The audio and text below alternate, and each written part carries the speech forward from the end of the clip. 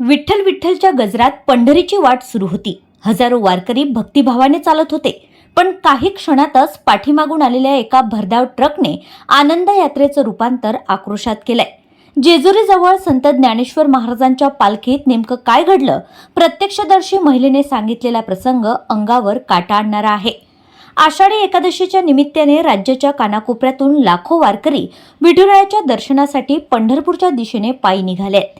संत ज्ञानेश्वर महाराज आणि संत तुकाराम महाराज यांच्या पालख्यांसह संपूर्ण महाराष्ट्र भक्तिमय वातावरणात दुमदुमत असतानाच पुणे जिल्ह्यातील जेजुरीजवळ एक अत्यंत दुर्दैवी घटना घडली आहे। रविवारी सकाळी सासवड जेजुरी मार्गावर संत ज्ञानेश्वर महाराजांच्या पालखी सोहळ्यात शिधा घेऊन जाणाऱ्या ट्रकने वारकऱ्यांना चिरडल्याने 3 महिला वारकऱ्यांचा जागीच मृत्यू झालाय, तर 7 वारकरी गंभीर जखमी झाले। त्यापैकी दोघांची प्रकृती चिंताजनक असून एका जखमीला पुढील उपचारासाठी पुण्यातील रुग्णालयात हलवण्यात आलाय। मिळालेल्या माहितीनुसार हा ट्रक नांदेड जिल्ह्यातील असून पालखीसोबत शिधा वाहून नेत होता। ट्रक चालकाचं वय सुमारे 70 वर्ष असल्याची माहिती समोर आली आहे। पुरंदरचे आमदार विजय शिवतारे यांनी दिलेल्या माहितीनुसार चालकाने तापीच्या गोळ्या घेतल्यामुळे त्याला ग्लानी आली आणि त्यामुळे ट्रकवरील ताबा सुटला।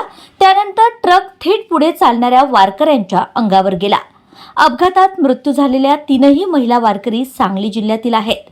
मृत वारकऱ्यांची नावे अशी की नंदा पवार, वय वर्ष 60, राहणार कौलापूर, तालुका मिरज, जिल्हा सांगली; माधवी राजाराम सलगरे, वय वर्ष 55, राहणार मालगाव, तालुका मिरज, जिल्हा सांगली; राजश्री शंकर भोसले, वय वर्ष 55, राहणार कसबे डिग्रज, तालुका मिरज, जिल्हा सांगली ही आहेत।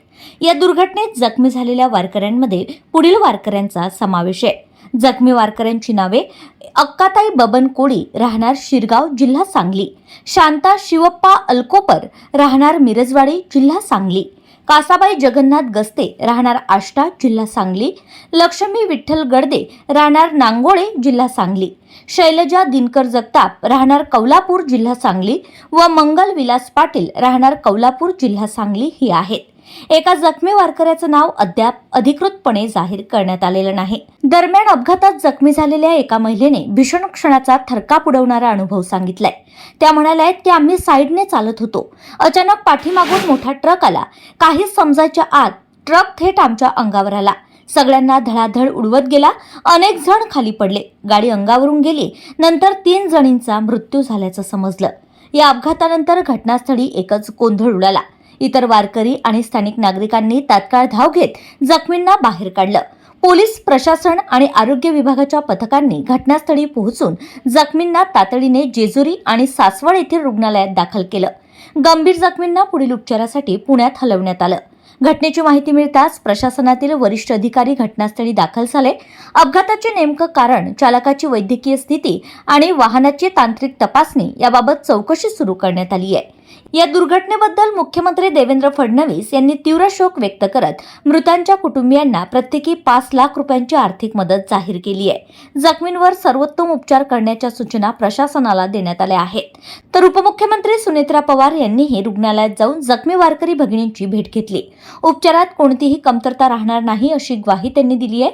तसेच पंढरीच्या वाटेवर चालणाऱ्या वारकऱ्यांची सुरक्षितता ही सर्वांची सामूहिक जबाबदारी असल्याचं सांगत वाहन चालकांनी विशेष दक्षता घेण्याचं आवाहन केलंय। भक्ती, श्रद्धा आणि विठ्ठल नामाच्या गजरात सुरू असलेल्या आषाढी वारीवर या भीषण अपघातामुळे शोककळा पसरली आहे। 3 वारकरी भगिनींच्या निधनाने संपूर्ण वारकरी संप्रदाय हळहळ व्यक्त करीत असून जखमी वारकरी लवकर बरे व्हावेत अशी प्रार्थना राज्यभरातून केली जात आहे। आता या अपघाताची सखोल चौकशी सुरू असून नेमकी जबाबदारी कोणाची आणि हा अपघात टाळता आला असता का, याकडे संपूर्ण राज्याचं लक्ष लागलंय।